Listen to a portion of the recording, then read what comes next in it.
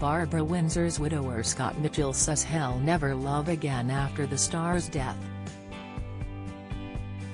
Actress Barbara died in December 2020 aged 83 following a battle with Alzheimer's disease. The pair married in April 2000. During Barbara Windsor, a celebration, hosted by David Walliams with Scott Mitchell at the new Wimbledon Theatre on Monday, Scott said, "I was blessed to have crossed paths with Barbara.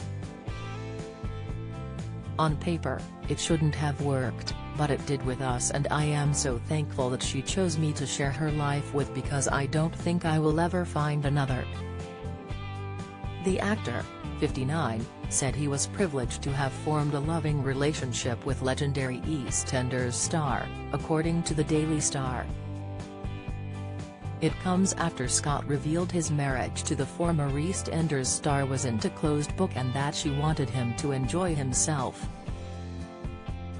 He claimed the pair were not in an open relationship, however the late star, who was 27 years older, encouraged him to head back out into London after she became all partied out, adding they both had a similar attitude towards sex. In extracts from his new book, By Your Side, My Life Loving Barbara Windsor, shared with The Sun ahead of its October 13 release, he made the bombshell revelations. Scott wrote, "On only our second date Bar had talked to me in detail about her many conquests. She said it was always good to brush the cobwebs away. Ours was not an open relationship, but it wasn't a closed book either." He added that she didn't want to stop him living his life to the full, as she had, however their arrangement did start to get a bit mixed up. She had always said sex was sex and love was love, and she wasn't one for double standards, so she kept her reservations to herself and never asked me directly. When Barbara could drink no more, Scott would drop her off at their home in a cab, and claims she wanted him to enjoy himself back in the West End. He wrote, "It wasn't to hook up with women, though we both had a similar attitude towards sex, but to score some coke."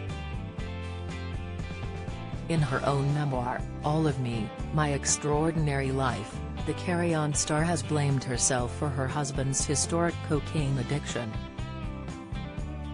She had written, "I think I could have stopped Scott's spiral of self-destruction had it not been for another craving that transformed him from the wonderful guy I loved into a sad, pathetic creature I hardly recognized."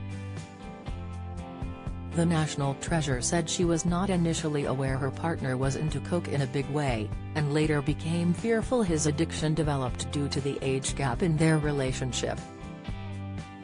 She continued, "I would look at him and think, I've done nothing wrong and yet I've managed to ruin this man's life." Scott would see the tears in my eyes and promise to go on the wagon. But it never lasted for more than 3 or 4 days and then he would be off on another bender. Eventually, Scott received treatment from renowned therapist Beachy Cole-Clough with the guidance of Elton John's manager John Reid. Barbara was diagnosed with Alzheimer's in 2014 and kept her fight with the illness private for 4 years. After her death, Scott told PA, her passing was from Alzheimer's/dementia and Barbara eventually died peacefully and I spent the last 7 days by her side. Myself, her family and friends will remember Barbara with love, a smile and affection for the many years of her love, fun, friendship and brightness she brought to all our lives and the entertainment she gave to so many thousands of others during her career. Barbara's final weeks were typical of how she lived her life.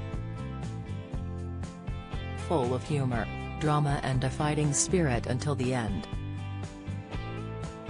Barbara played Peggy Mitchell in EastEnders for more than 20 years.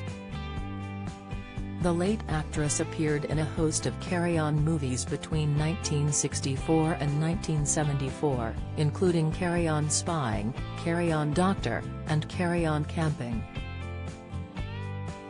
In true icon style, Barbara's final TV role was starring in her own biopic, which chronicled her humble beginnings in Shoreditch up to 1993, with Jamie Winston and Samantha Spiro playing the star at different points in her life.